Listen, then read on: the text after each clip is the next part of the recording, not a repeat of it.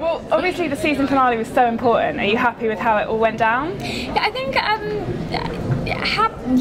think that we all knew what to expect by the end of the series, that we were going to say goodbye to a couple characters, and so I think we were much more prepared for the tragedy than a lot of the fans and viewers were.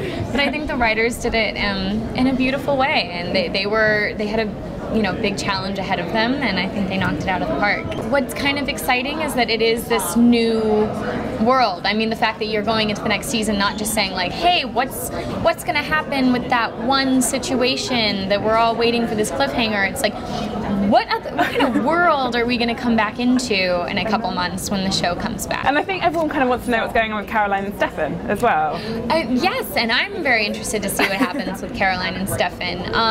I love that it's been, as Julie Pleck says, such a slow burn over the seasons, and it didn't like rush into it, and you're kind of, I like that there's so much tension between the characters, and where it's kind of like walking such a thin line of like, they're either going to work out great or this is going to be such a tragic disaster. So we'll see what happens. I'm excited though. Yeah. Obviously, as well as Stefan, there's all that weird thing with Enzo as well. Do you think there's going to be anything coming up with that? I think Enzo's going to have to figure out kind of his new purpose in Mystic Falls, and I think we've seen it with, I'm glad that we got to hear more about his, or see his backstory, and the fact that he, had this kind of relationship, not romantic, but this, that he was turned into a vampire by Stefan and Damon's mother, and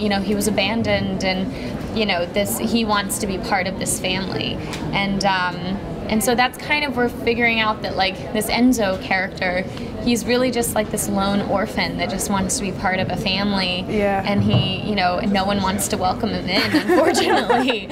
So hopefully he finds his place this year. I know, like, it's going to be interesting to see, Stefan and Damon's mom and kind of like her kind of vampire family, what they're going to do, and if they have any place in this new Mystic Falls.